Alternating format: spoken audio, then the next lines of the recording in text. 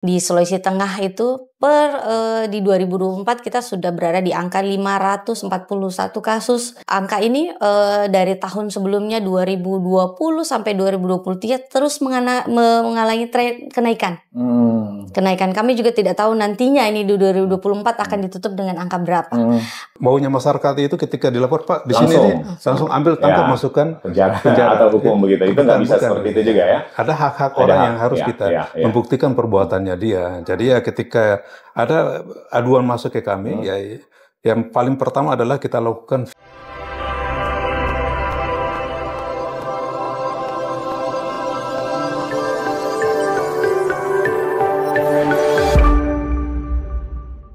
Assalamualaikum warahmatullahi wabarakatuh. Salam sejahtera kita sekalian dan salam presisi. Sahabat Humas Polda Sulteng, kali ini saya Jules Efrain hadir kembali untuk podcast Presisi Polda Sulteng begitu. Dan kita sebenarnya di beberapa episode kemarin gitu, kalau sahabat Humas Polda Sulteng pun juga sempat menyaksikan tayangan kami. Saat itu kami juga sudah pernah mengangkat topik ini atau mengangkat obrolan ini dan dengan narasumber yang sama begitu. Nanti narasumber kemudian akan saya perkenalkan kembali gitu.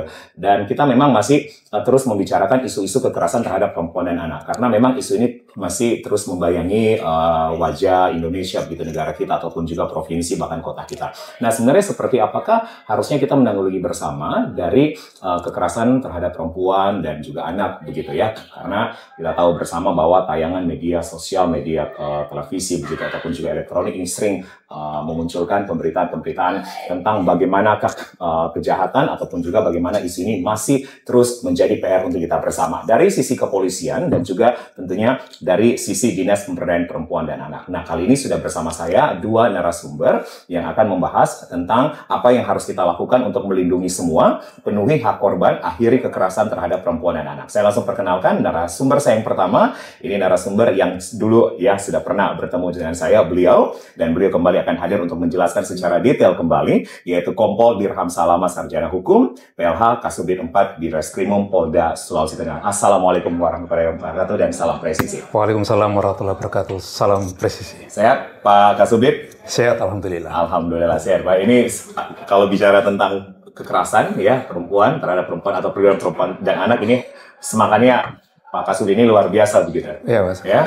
Harus kita semangat untuk kita memutus mata rantai seperti itu. Karena memang hal-hal kekerasan ini terjadi dalam lingkungan sendiri biasanya terjadi itunya. Baik, kalau tidak salah sebulan 2 bulan lalu ya kita pernah berbincang. Kemarin kita berbincang kaitan dengan TPPO perdagangan orang. Tapi kita sempat menyinggung hal ini sebenarnya. Karena ini sebenarnya belum terjadwal. Tapi saya minta karena kaitan dengan 16 hari kampanye anti kekerasan terhadap perempuan dan anak. 16 hari kampanye terkait anti kekerasan terhadap perempuan dan anak. Berarti ada harinya gitu?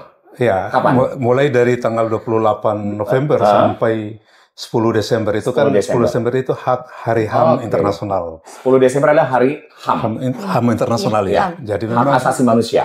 Jadi 16 hari ini selalu dikampanyekan untuk anti kekerasan supaya bisa semua lini ketika mengetahui ada indikasi-indikasi itu segera melaporkan atau bisa mudah kita identifikasi. Khususnya perempuan dan anak. Baik, secara detail dan kita nanti akan eksplor begitu ya bersama Pak Kasubdit dan juga narasumber saya yang kedua begitu, viewers atau sahabat Humas Polda Sulteng, adalah Kepala UPTD Perlindungan Perempuan dan Anak dari Dinas Pemberdayaan Perempuan dan Perlindungan Anak Provinsi Sulawesi Tengah. Beliau adalah Ibu Patrizia Z. Yabi SSTP MSI. Assalamualaikum warahmatullahi wabarakatuh dan salam sejahtera. Waalaikumsalam warahmatullahi wabarakatuh, salam sejahtera. Baik, ini Bu Patrizia, saya manggilnya Bu Patrizia aja ya. Kalau Bu Patrizia sendiri memang concern ya. Jadi sebagai Kepala UPTD konsentrasinya memang melindungi hak-hak perempuan dan anak begitu. Iya, saya diamanahkan untuk menjabat saat ini Kepala Unit Pelaksana Teknis Daerah Perlindungan Perempuan dan Anak. Memang tugas saya melakukan pendampingan, memberi layanan terhadap korban kekerasan dalam hal ini perempuan dan anak. Amanah ini udah berapa lama diemban sama Bu? Sekarang menuju 5 tahun. Saya udah expert begitu ya kalau kita bicara tentang perlindungan perempuan dan anak begitu ya. Baik, kenapa isu ini kemudian masih terus menjadi salah satu isu utama begitu? Bahkan kemarin pun juga debat pilkada, ya banyak pun juga mengangkat persoalan perempuan dan anak begitu. Memang isu ini sebenarnya sangat seksi Ya, dikatakan, seksi apalagi gitu ya. ya apalagi pada saat pilkada kemarin ada yang mengisi hal tersebut di dalam satu forum ataupun pada saat kampanye. Namun memang itu menjadi perhatian bukan hanya kita di Sulawesi Tengah, tapi di dunia. Tadi Pak Kasubdit sudah sampaikan bahwa ini adalah rangkaian dari kegiatan 16 HKTP, Hari Anti Kekerasan Terhadap Perempuan. Memang nanti diakhiri pada tanggal 10 itu rangkaiannya karena dikatakan bahwa kekerasan ini adalah bagian dari pelanggaran hak asasi manusia. Sehingga kita patut ingat bahwa kalau saya mungkin bisa sampaikan terkait data kita saat ini di Sulawesi Tengah itu di 2024 kita sudah berada di angka 541 kasus. 2024 untuk Sulawesi Tengah? Sulawesi Tengah saja ini. Data dari Simfoni, Sistem Informasi Online Perlindungan Perempuan Anak yang dikeluarkan oleh Kementerian PPA. Ya, sudah berapa kasus? 541 kasus. Dari 541 kasus itu, jika kita bandingkan dengan tahun sebelumnya, memang di 2023 itu ada 665. Itu per akhir Desember. Nah, angka ini dari tahun sebelumnya 2020 sampai 2023 terus mengalami tren kenaikan. Kenaikan kami juga tidak tahu nantinya ini di 2024 akan ditutup dengan angka berapa. Tapi kita melihat fenomena itu bisa dikatakan bahwa angka kekerasan mengalami tren kenaikan ada dua faktor. Bisa disebabkan karena mungkin awam saja bisa sudah paham bahwa saat ini dikatakan ada fenomena gunung es. Yang terlapor, yang tersampaikan, yang mengalukan pengaduan itu banyak. Kita sudah katakan ini banyak 500-an di Sulawesi Tengah. 541. Tapi lebih banyak lagi yang tidak melakukan pengaduan itu. Nah, faktor yang tadi saya sampaikan dua ini bisa jadi masyarakat percaya saat ini dengan adanya lembaga layanan ataupun juga ada pihak kepolisian. Rasa percaya masyarakat bahwa kasus kekerasan itu memang harus dilaporkan. Nah, karena tidak ada yang membenarkan kekerasan apapun yang terjadi terhadap perempuan dan anak. Saya mencatat di 2023 berapa kasus begitu? 665 kasus. 665 kasus. Artinya ini ada tren penurunan begitu ya? Belum ditutup. Kita kan belum tutup. Belum tutup. Tapi kalau kita UPT DPPA sendiri kan adalah lembaga layanan juga di Sulawesi Tengah. Kalau kita melihat dari 2020 54 kasus, 59, 90, 96. Sekarang kita belum tutup kasus 96 ini 2023. Di 2024 kita sudah berada di 99 kasus. Di kami sendiri pengadaan layanan sudah ada kenaikan. Nah, jadi pasti orang berpikir, masyarakat kita berpikir bahwa kok bisa bertambah, bukan malah berkurang. Di mana upaya kita, pemerintah, upaya pengadaan layanan maupun dari pihak kepolisian dalam mencegah terjadinya kekerasan. Baik. Artinya kita sebenarnya tidak perlu konsentrasi terhadap jumlah kasus sebenarnya ratusan puluhan, tapi ini sama saja. Artinya ini tetap menciderai perlindungan dan juga pemberdayaan perempuan dan anak begitu ya. Nanti saya akan kembali ke Bu Patricia. Saya ke Pak Dirham dulu. Catatan kepolisian Polda Sulteng, kalau tadi angka dari DP3 main di 541 2024, dari kepolisian sendiri punya data nggak Pak? Kami memiliki data. Memang tadi disampaikan oleh beliau bahwa ini memang fenomena gunung es. Yang dilaporkan itu yang sesuai yang menyadari betul peristiwa bahwa ini merupakan tindak pidana kekerasan itu yang melaporkan. Padahal banyak yang tidak dilaporkan, itu banyak sebenarnya kalau kita dalami masing-masing itunya. Kalau di data kami di 2022 itu secara Sulawesi Tengah ya, artinya dari Polda sampai jajaran itu 589. 2022 589. Ya, di 2023 meningkat dia sekitar 802 itulah bro. Nah, di 2024 sampai data yang kami datakan di bulan November kemarin itu 311.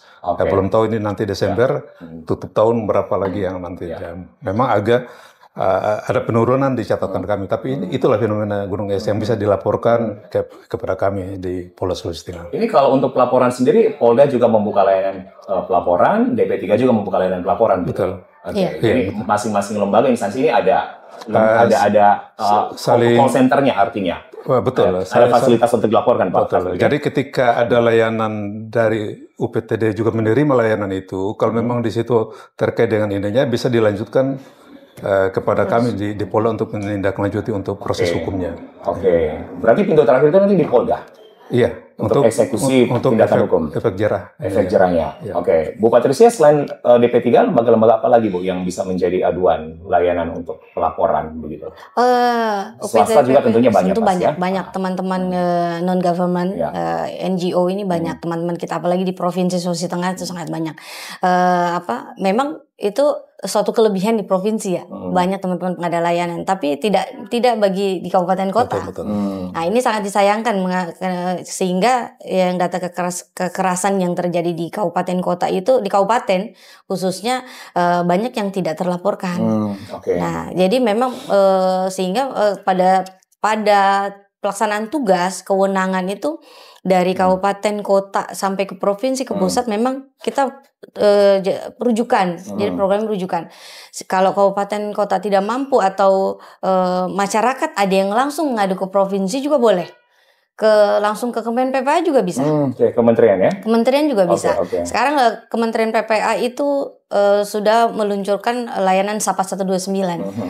Jadi melalui call center 129 itu dapat dipastikan pengaduan yang diterima itu di mana dia mengadu, mungkin contohnya ada dari kabupaten mana di Sulawesi Tengah menelpon ke 129, dari pusat itu akan mentransfer ke provinsi. Kami akan menerima laporan aduan itu dan kami akan klarifikasi ke kabupaten kota. Nanti memang berproses. Nah, kedepannya arahan menteri baru saat ini itu akan diperlebar lagi ke kabupaten kota untuk layanan aduan tersebut. Nah, untuk Sulawesi Tengah sendiri kalau kita mapping dari 541 sampai saat ini, itu kabupaten kota mana begitu yang banyak? Terbanyak begitu? Kota Palu. Kota Palu. Kabupaten tertentu. Ada di angka berapa begitu? Kota Palu sekarang berada di angka 120 kasus. 120 kasus. Untuk ini saya sampaikan untuk di 2023 ya. 120 kasus di Kota Palu, kemudian disusul Kabupaten Buol itu 74 kasus. Terus kemudian Sigi 63 kasus dan Toli-Toli 57 kasus. Nah, memang dari tahun ke tahun ini Kota Palu ini yang paling banyak. Karena mungkin ibu kota juga ya, secara geografis besar begitu ya kota ini. Baik, jadi Pak Diram, Pak Kasubdit, ketika lembaga-lembaga ini menjadi aduan pelayanan laporan termasuk Dinas DP3 bahkan ke Kementerian PPA juga, kemudian efek jerahnya itu nanti akan diteruskan ke Polda. Walaupun sebenarnya pun juga bisa langsung ke Polda begitu. Bisa artinya terserah. Intinya yang merasa dirugikan itu langsung ke Polda. Kalaupun itu nanti terkait ini, kami biasa koordinasi untuk melakukan pendampingan terhadap di saat pemeriksaan korban. Itu harus selalu didampingi oleh pengacara maupun dari dinas terkait itunya. Nah, ini kan data dari Polda saat ini sejauh 311 ya untuk 2024. Kemudian data dari DP3 541. Apakah data ini punya data kesamaan juga begitu mungkin Pak Diram, Pak Kasubdit? Karena beliau memiliki data online ya, data online yang Simfoni tadi ya. Kalau kami itu kan sesuai dengan fakta yang terdatakan dilaporkan bentuk laporan model B atau model A nanti. Oke, baik. Pak Kasubdit dan Ibu Patricia mengatakan bahwa ini fenomena gunung es ya. Artinya ini dari tahun ke tahun ya, ini masih sulit begitu ya untuk dipecahkan, bahkan kalau pecah pun juga langsung cair begitu ya. Nah, apa yang sebenarnya terjadi begitu Pak dari isu ini begitu Pak Kasubdit? Kenapa saya sampaikan bahwa ini fenomena gunung es? Di beberapa kesempatan ketika saya mewakili pimpinan sebagai Jumat Curhat di wilayah Kabupaten Sigi, memang di situ beberapa RT atau perangkat desa di situ juga menyampaikan permasalahan yang sama. Mereka juga punya diskresi untuk penyelesaian di lingkungan mereka. Artinya saya sampaikan ketika ini sudah terkait dengan anak, pelecehan terhadap anak ini adalah perbuatan pidana, harus dilaporkan ke UPTD terdekat ataupun nanti Polres terdekat supaya itu kita tidak lanjuti. Tidak harus diselesaikan dengan mediasi-mediasi. Itu akan berulang. Memang karena itu menyangkut masalah aib keluarga. Ini pemahaman masyarakat itu sampai sekarang bahwa ini ketika kekerasan itu terjadi dalam keluarga, itu sama dengan kita buka aib keluarga. Padahal ini adalah perbuatan pidana. Sudah diamalkan dalam undang-undang. Mau tidak mau harus kita proses hukum apapun itunya. Jadi tidak harus diselesaikan dengan restorasi justice. Justice, ya. Artinya nggak usah ya restorasi justice, nggak begitu. Tapi memang ini sudah tindak pidana begitu. Tidak pidana. Kasus-kasus ini memang akumulasi dari perempuan dan anak begitu ya. Iya. Bukan dari siapa Pak Kasubir ya. Betul. Jadi 541 dan 311 ini termasuk kasus perempuan dan termasuk kasus anak. Nah sekarang saya ingin kita lebih spesifik begitu, ya menggambarkan yang mana yang perempuan, yang mana yang anak nih kasusnya yang terbanyak. Saya dari Bu Patricia dulu. Dari framing dari Dinas DP3A itu apa-apa saja nih contoh terbesar untuk kasus perempuan dan contoh terbesar untuk kasus anak yang mana? Gitu. Untuk dari jenis kasusnya, kita berbicara jenis kasusnya dari data tadi yang saya sampaikan, di Sulawesi Tengah sendiri jenis kasus tertinggi itu adalah kekerasan seksual. Oke. Seksual ke anak. Sama. Anak dan perempuan anak sama. Dan perempuan. Dan makanya angkanya itu paling besar tuh 121 kasus. Kemudian disusul kekerasan fisik, kemudian psikis. Jadi memang berbarengan sebenarnya. Oh, berbarengan. Jadi sebenarnya satu simbol yang sama begitu ya. Jadi ketika ada kekerasan seksual itu juga bisa dimungkinkan ada terjadi kekerasan fisik terhadap korban. Nah, jadi sehingga kita mengakumulasi pada saat asesmen apa saja yang terjadi terhadap si korban. Nah, kemudian kita melihat dari kekerasan seksual ini sebenarnya jadi perhatian kita semuanya karena dikatakan sebenarnya kita kalau kita melihat anak saat ini di undang-undang kita Undang-Undang Perlindungan Anak di pasal 21 kan menyampaikan bahwa siapa sih sebenarnya yang bertanggung jawab? Yang bertanggung jawab adalah kita semua, pemerintah daerah, masyarakat. Tapi pada kenyataannya, ketika ada yang melihat, mendengar, mengetahui, banyak yang menutup mata dan telinga. Nah, ini satu penyampaian dari masyarakat bahwa ada ketakutan tersendiri sebenarnya. Kenapa sih tidak melapor? Apa yang menyebabkan hal itu? Nah, salah satunya, mohon maaf ini Pak Kasubdit, mereka agak takut dengan proses hukum. Agak takut dengan proses hukum. Kalau berhadapan dengan Pak Polisi itu sudah garang duluan nih. Nah, jadi sehingga dari pihak yang terlapor. Jadi sehingga hal itu yang kita juga memberikan edukasi bahwa tidak demikian halnya. Bahwa peran kita pemerintah dengan pihak kepolisian semuanya kita bersama-sama.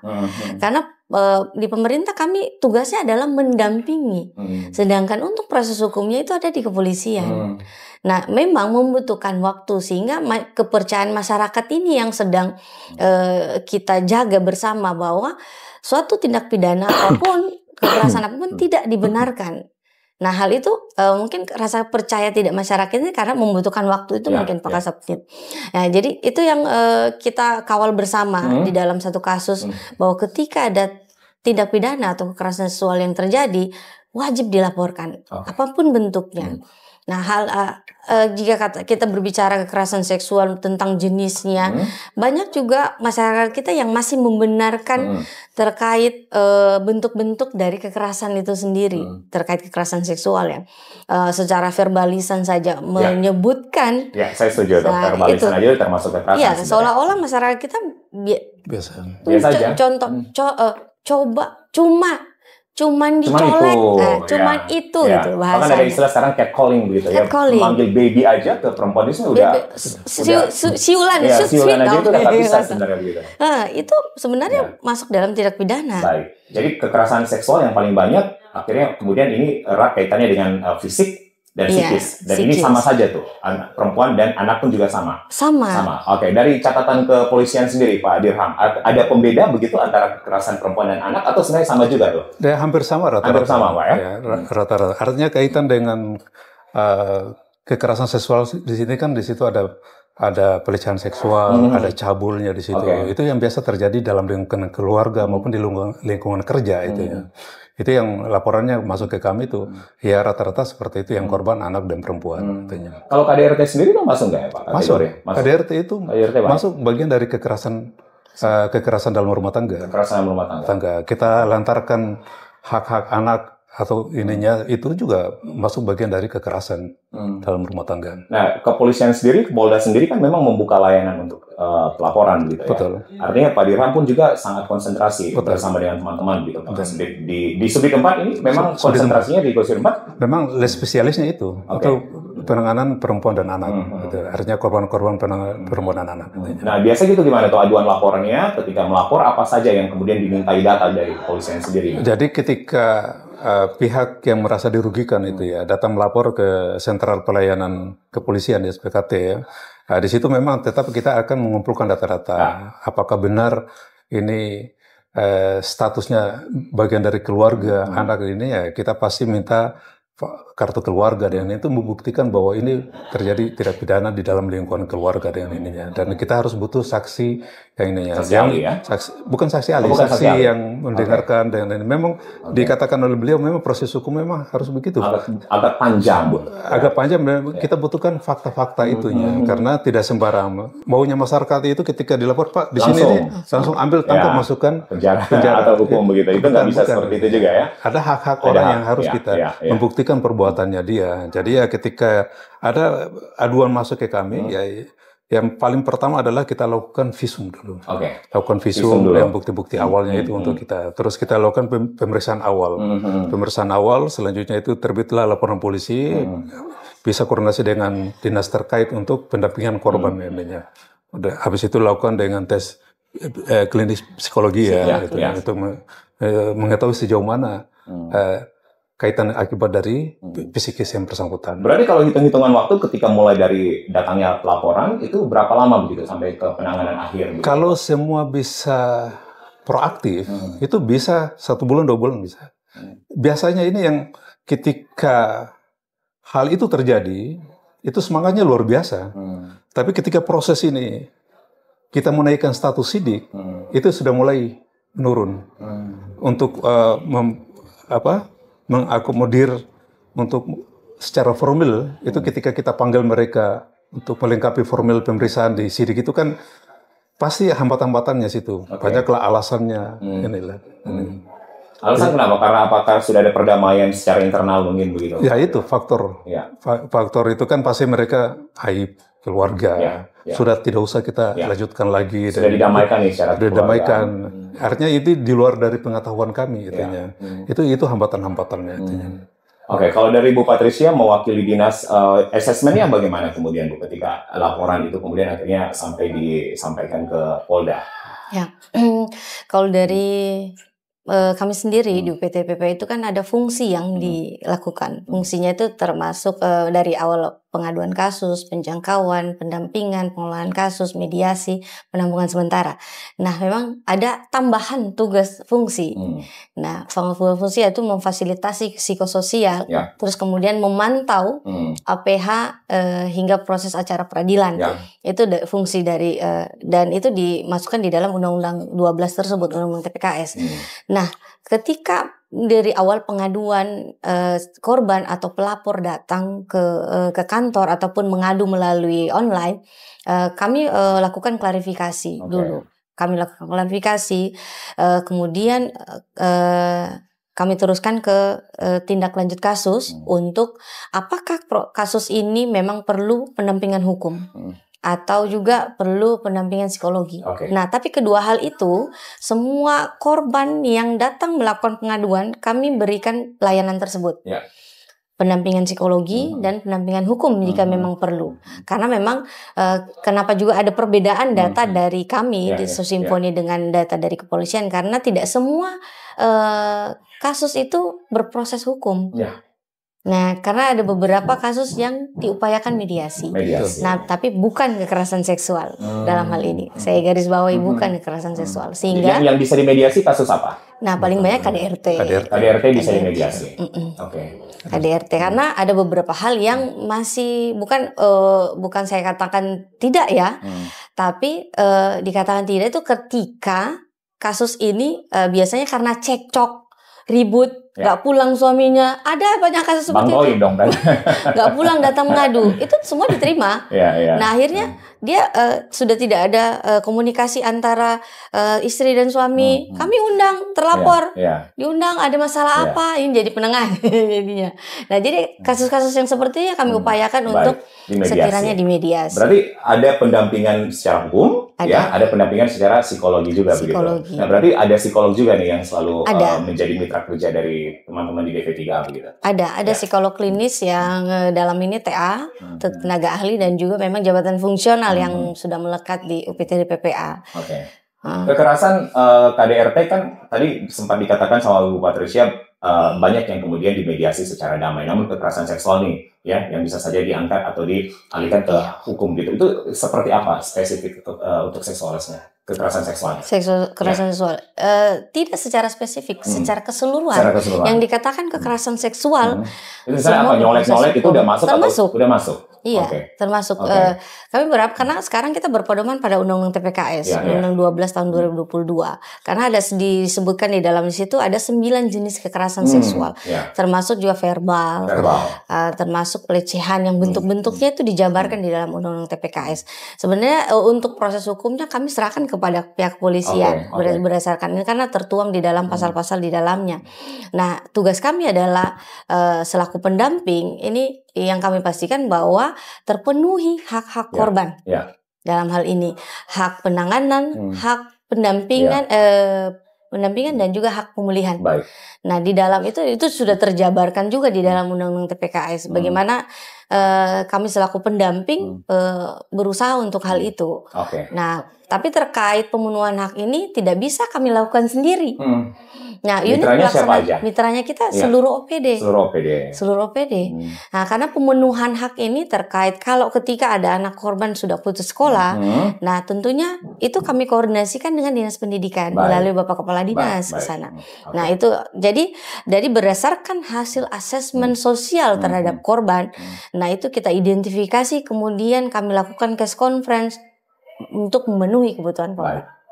Dari kepolisian sendiri, Pak Kasubdit begitu kekerasan seksualitas kalau misalnya lihat itu dari mana saja Pak? Misalnya hasil visum kan tadi harus ada visum dulu gitu ya. Itu dilihat dari kalau kita sebagai orang awam gitu ciri-ciri. Artinya setiap terjadi kekerasan ya, baik itu kekerasan dalam rumah tangga, kekerasan seksual ya tetap harus diawali dengan salah satu alat bukti adalah visumnya bahwa itu benar terjadi kekerasan seksual atau maupun kekerasan yang lain.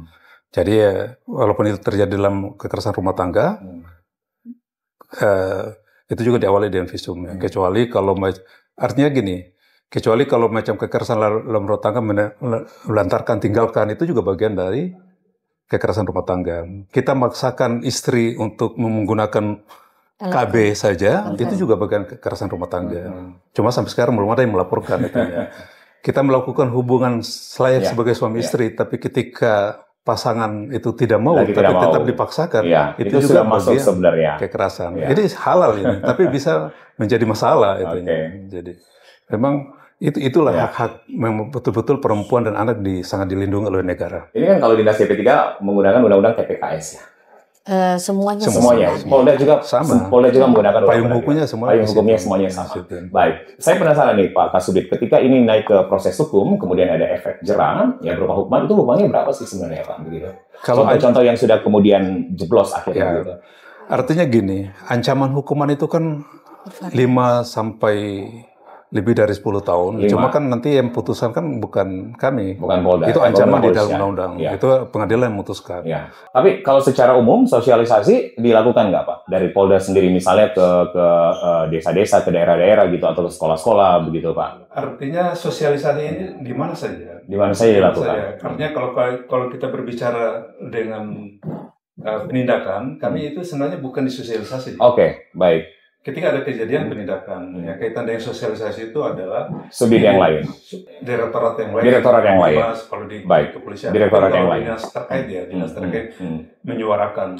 Jadi menyuarakan anti kekerasan ini sebenarnya kemarin ketika ada forum diskusi dengan Komnas Perempuan, saya sampaikan pesan-pesan anti kekerasan itu jangan hanya pada hari kampanye ini, hubungi semua pelaku-pelaku usaha, katakanlah untuk di Sulawesi Tengah, di sini kan ada Alfa Midi, ada Indomart, ada Bol. Disitulah ketika ada tas belanja. Akhirnya situ dicantumkanlah pesan-pesan anti kekerasan itu.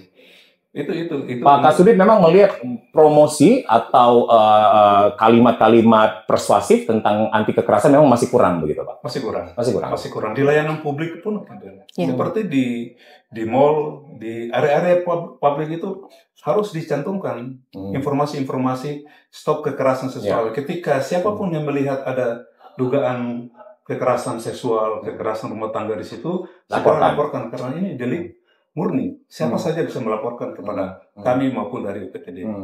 Kalau kita berbicara tentang hak yang harus dibutuhkan oleh pelapor begitu Pak atau korban kekerasan, kepolisian pun juga melindungi Pak. Ya tetap. Ya, artinya gini, ketika siapa saja yang datang melapor, ya haknya dia tetap kita penuhi. Maksudnya kita lindungi. Haknya dia, maksudnya rasa amannya dia. Apa pemenuhannya apa saja begitu Pak? Dari mana? Identitasnya. Kita jaga. Makanya beberapa kali koordinasi atau diskusi-diskusi dengan teman-teman pemerhati ininya, saya sampaikan jangan kami tidak alergi untuk mengekspos semua ininya, tapi tolong dipastikan bahwa di situ identitas korban itu harus dijaga, karena jejak digital itu sampai kapanpun pasti akan melekat. Makanya itu kami pastikan siapapun yang melapor, siapa memberikan saksi, kami pastikan itu dilindungi karena ada undang-undang juga mengamanatkan itu ada perlindungan saksi dengan nantinya. Baik, Bu Patricia, saya melihat apa yang Ibu pakai sekarang ya, kalau saya tertarik Stop Violence Against Women begitu, jadi stop kekerasan ya terhadap perempuan gitu. Kita lawan kekerasan terhadap perempuan. Ini memang salah satu bentuk kampanye yang tadi seperti Pak Kasubdit bilang harusnya kita banyak nih, kemudian di layanan publik harusnya seperti itu ya. Kaos-kaos juga begitu. Kita harusnya seperti itu, Mbak. Media promosi kita. Iya, seharusnya demikian. Karena kan sebenarnya kalau kita melihat masyarakat kita masih awam sekali nih melihat anti kekerasan. Itu pun kadang kalau kami menyuarakan, mungkin Pak Kasubdit lihat kemarin kami kampanye di jalan berorasi, tapi ada yang masih senyum-senyum. Kayaknya aneh kalau lihat stop kekerasan terhadap perempuan anak dia jadikan jokes gitu. Karena tapi kalau sudah jadi korban nggak ada yang jokes ini. Akhirnya mengadu, ditangani. Cuman itu kami sampaikan bahwa hal ini kalau kita mungkin tidak aneh melihat data, tapi kalau masyarakat terkaget-kaget kalau melihat data, tapi itu yang terjadi. Nah, sehingga dengan salah satu bentuk yang kita lakukan adalah buat kaos ini. Buat kaos ini sebenarnya nggak aneh bagi saya kalau menampilkan hal ini. Tapi tidak juga memunafikan bahwa mereka katakan kenapa sih cuma perempuan yang dilindungi? Kenapa bukan laki-laki? Bisa, semua bisa ya. Iya, di Undang-Undang Dasar 45 itu semua dilindungi. Tapi dalam hal ini yang paling rentan adalah perempuan dan anak. Nah, walau bagaimanapun kita berbicara bahwa kenapa UPTD hadir, karena negara hadir di saat itu. Nah, sehingga ketika kita menyuarakan stop kekerasan terhadap perempuan dan anak, nah siapapun tidak ada yang ingin menjadi korban.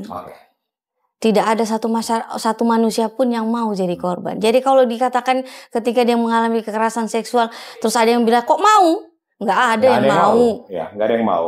Nggak ada yang mau. Pak Kasubdit melihat ini kan, ini oknum ya, kita bicara oknum ya. Artinya kan yang paling banyak mendapatkan kasus ini adalah perempuan dan anak. Otomatis pelakunya adalah kaum pria, kaum laki-laki. Apakah ini ada keterkaitan dengan banyaknya kasus ya di Sulteng, di Palu?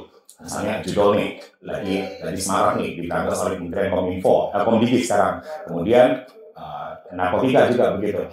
Ya, atau faktor kemiskinan di keluarga. Apakah memang faktor ini menjadi supporting faktor sebenarnya begitu Pak? Kalau kita lihat kekerasan ya, maksudnya kita lebih spesifik kekerasan dalam rumah tangga.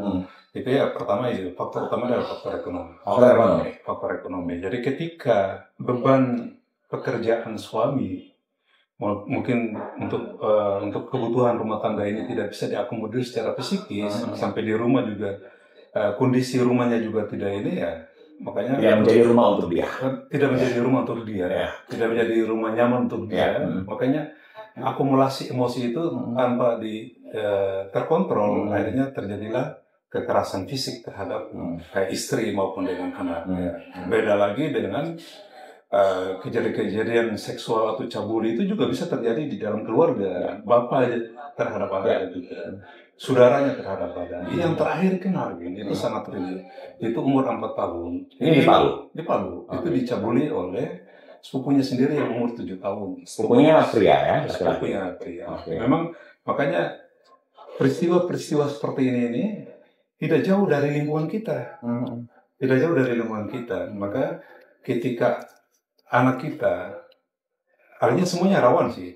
Yang biasanya ya sekarang kayak anak perempuan. Tapi jangan kita abaikan anak kecil laki-laki juga itu juga menjadi sasaran-sasaran laki-laki yang sempat ada viral kasus ya, anak laki-laki dan anak laki-laki ya, masih usia 7 berapa tahun gitu ya. Ya, makanya hal-hal ini kami harapkan mudah untuk kita identifikasi apa saja yang terjadi dalam lingkungan kita. Oke. Berarti ketahanan keluarga dong yang sepertinya Bu Patricia yang harus dibangun menjadi fundamentalnya gitu ya. Ya, memang selain daripada tadi kita berbicara kenapa sih laki-laki ini ya, laki-laki yang menjadi pelaku ini terduga gitu ya, paling banyak gitu loh. Jadi di kita sendiri Sulawesi Tengah itu masih menganut budaya patriarki. Jadi konstruksi relasi kuasa itu yang masih didominasi. Nah, tapi itu juga yang menjadi hal, bukannya saya juga punya suami gitu, punya laki-laki. Tapi bukan berarti ini pemahaman kita mengenai peran gender ini. Karena masyarakat itu masih mengatakan gender itu adalah jenis kelamin.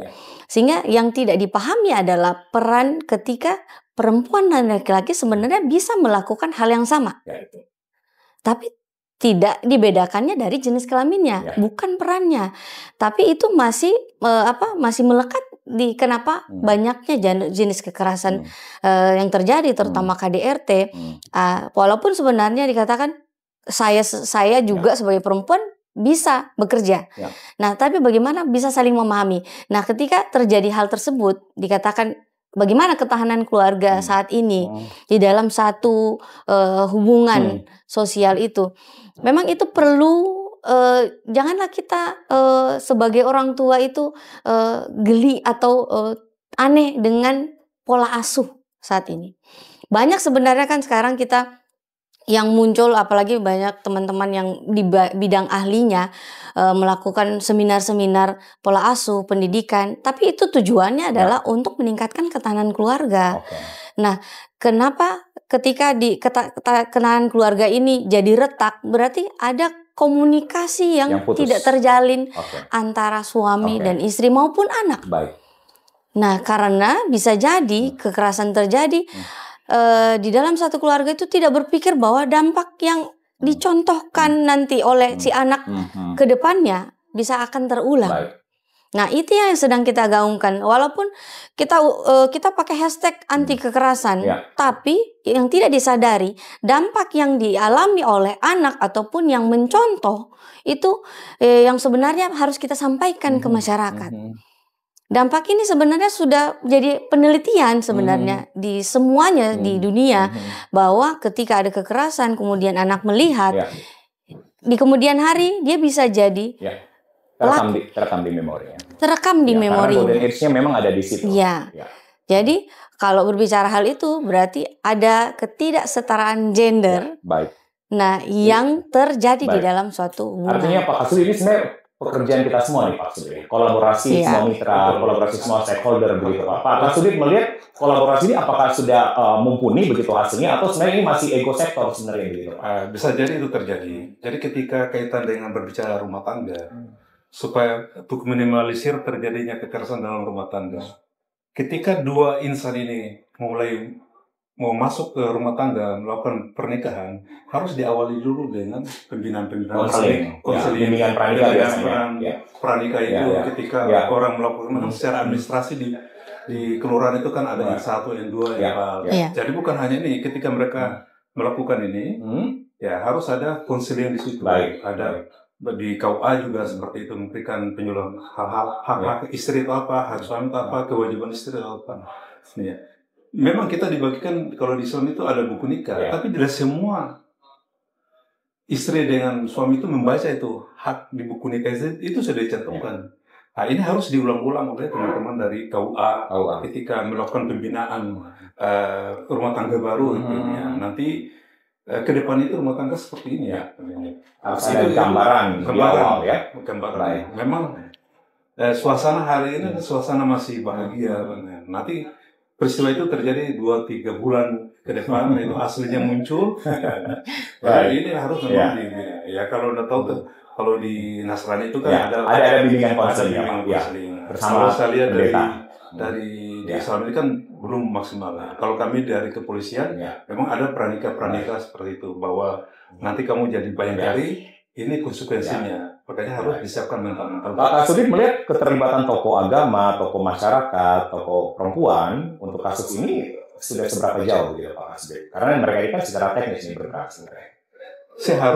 Seharusnya maksimal ya. Oke. Karena di Departemen Keagamaan itu kan setiap desa atau kecamatan itu ada tim penyuluhnya. Ya. Tim penyuluhnya. Jadi bukan dia menyampaikan itu bukan di saat pesta pernikahan. Ya. Kalau kita sampaikan di acara pesta itu Karena ini kan sebenarnya fokus mau makan. Maka konseling itu dari awal. Ya. Oh ya, kalian mau nikah ya? Ya. Melaporkan untuk kami mau nikah. Oke. Hadirkan kedua calon yang mau nikah ini. Kita akan bimbing secara mental. Baik. Dengan pemahaman agama. Baik. Oke. Kita udah di menit terakhir nih. Saya akan lebih sedikit untuk kemudian menarik kesimpulan dari masing-masing narasumber saya. Bu Patricia, ini kemudian terlintas ya tiba-tiba.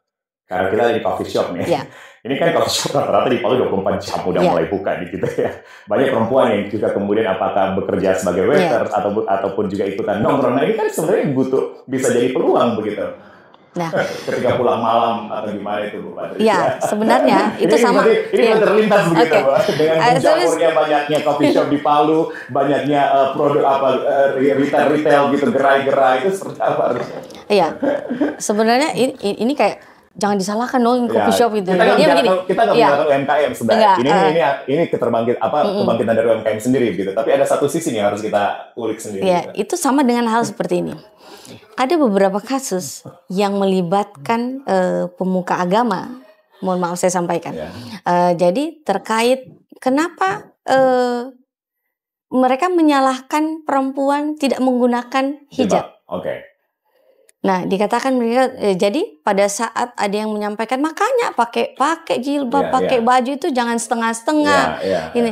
Jadi yang disalahkan ini baju.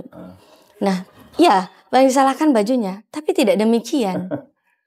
Nah, jadi ketika ada perempuan yang bekerja sampai dengan waktu malam, itu sah-sah saja sebenarnya. Harusnya sah-sah saja. Seharusnya sah-sah saja. Makanya memang kita sendiri, masyarakat kita yang tadi saya sempat bilang budaya patriarki masih kental, budaya aneh sebenarnya kalau perempuan bekerja sampai malam, itu yang harus kita rubah. Nah, tidak demikian halnya, itu wajar saja dia, karena sekarang coffee shop 24 jam, kalau di kota besar, masa sih kita mau mundur terus ke belakang? Masa sih kota Palu nggak maju-maju? Kita harus ikut tren sebenarnya. Harus sebenarnya. Harus, itu bukan, jangan kita munafik solo seperti itu. Nah, tapi bukan berarti perempuan yang bekerja di malam hari dikatakan kupu-kupu malam. Nah, hal itu juga haknya dia. Sebenarnya dia ingin memenuhi kebutuhan dia. Memenuhi kebutuhan. Karena bukan perempuan bekerja kita sudah melihat buruk. Buruk. Tapi hal yang terjadi di wilayah kita Sulawesi Tengah, anak ya, usia anak 14-15 tahun sekarang banyak memang yang menjajakan diri. Itu kita tidak kita tutupi hal tersebut. Ini harus diketahui oleh masyarakat. Alasannya apa ketika kami tanya, Ibu saya mau makan. Saya mau makan. Kami asesmen ke belakang pemenuhan hidupnya. Kami asesmen ke belakang, ada faktor-faktor yang menyebabkan, ternyata orang tuanya sudah pisah. Orang tua menyerah, orang tua pisah dititip sama keluarganya yang lain.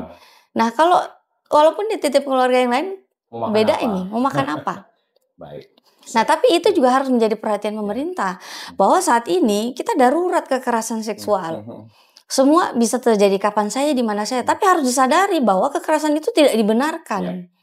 Jadi memang perlu, mungkin kita pulang, kita sampaikan lagi sama orang, hati-hati di jalan, tetap kita menyampaikan itu.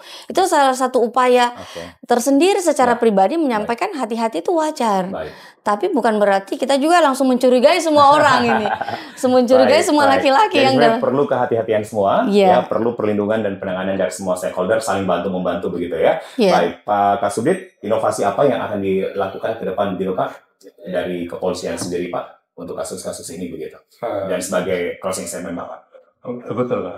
Kalau untuk di 2025 ya kami tetap membuka diri ya. Siapapun yang merasa, yang melihat ada dugaan terjadi tindak pidana kekerasan juga segera melaporkan kepada kami untuk segera kami dapat. Oke. Hak-hak pelapor itu akan tetap tetap kita dijaga, dipenuhi. Kami harapkan untuk semua identifikasi yang mudah kita identifikasi yang terjadi pelecehan seksual di dalam keluarga itu kan ketika kita lihat korban itu sudah mulai murung, masalahnya rasa nafsu makannya sudah menurun, berarti ada permasalahan. Makanya keluarga itu kenal betul lingkungan keluarganya, kenal betul anggota keluarganya. Ketika dia ceria tiba-tiba ada perubahan psikis, makanya segera untuk komunikasikan yang bersangkutan dari hati ke hati. Kalian tetap optimis ya bahwa kepolisian pun juga punya peran penting Pak untuk penanganan kasus ini begitu ya, dan tentunya menjadi salah satu tempat pelayanan laporan begitu Pak, dan akan difasilitasi semuanya dari Bu Patricia sendiri dari DP3A. Ya, yang jelas dari pemerintah sendiri sebenarnya sekarang sudah ada peraturan daerah nomor 3 tentang penyelenggaraan perlindungan perempuan dan anak. Dari kebijakan tersebut kita turunkan dalam suatu kebijakan ada integrasi layanan sebenarnya. Memang harapan kita bahwa integrasi layanan ini dengan kepolisian, kejaksaan, pengadilan, OPD terkait itu bisa terlaksana dengan baik. Sehingga pemenuhan hak korban itu bisa terpenuhi. Karena kalau mengatakan OPD, DP3A yang kerja sendiri nggak bisa. Tentu saja kami tidak bisa. Saya pun mengakui itu. Angkat tangan saya kalau untuk mengatakan menangani ini kan masalah manusia. Tapi anggaran cukup ya Mbak? Alhamdulillah. Disyukuri. Disyukuri. Yang saat ini bentuk perhatian dari pemerintah provinsi ada. Yang jelas ada untuk itu. Pusat pun demikian. Karena nggak bisa bergerak nih kalau nggak ada itu. Tentu saja. Karena mendampingi itu butuh waktu lama sebenarnya. Dari pagi sampai malam biasanya. Kasihan kalau nggak makan setidaknya. Gitu. Nah sehingga harapan kita terpenuhi hak korban dan juga perempuan berdaya, anak terlindungi, Sulawesi Tengah yang maju. Oke, saya kutip itu. Perempuan berdaya, anak terlindungi, Sulawesi Tengah maju. Baik. Dan ini pun juga menyongsong 10 Desember untuk Hari Hak Asasi Manusia Internasional. Iya. Ya. Ada rangkaian apa begitu? Puncak-puncaknya nggak ada? Ini sudah kita aja gitu, atau seperti apa? Iya, kita gaungkan saat ini sebenarnya semuanya. Karena kan rangkaian 16 hari ini bukan hanya hari ini saja. Ada beberapa hari-hari penting diakhiri dengan HAM, Hari Hak Asasi Manusia sedunia. Baik. Terima kasih Pak PLH Kapsul 4 Direskrimum Polda Sulteng, Kompol Dirham Salamaesa, Ibu Patricia Zediabi, SSC PMSI, Kepala UPTD Perlindungan Perempuan Anak dari Dinas Pemberdayaan Perempuan dan Perlindungan Anak Sulawesi Tengah. Mbak Patricia yang closing, tadi udah janji saya di awal tadi. Di awal tadi saya minta salam, katanya nanti di akhir gitu. Jadi Mbak Patricia yang closing bantu saya boleh? Boleh. Karena mewakili perempuan gitu. Silakan Mbak. Saya mungkin akan sampaikan, saya mungkin bisa diikuti teman-teman kayak Pak. Saya akan menyampaikan. Kami berdua mengikuti? Iya. Boleh. Saya akan sampaikan. Boleh Pak Kasubir ya? Boleh ya.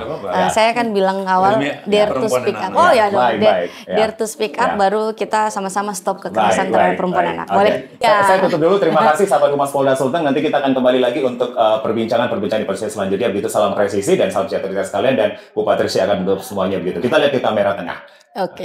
Dare to speak up. Stop kekerasan terhadap perempuan dan anak. Salam presisi. Salam presisi. Salam presisi. Sampai jumpa.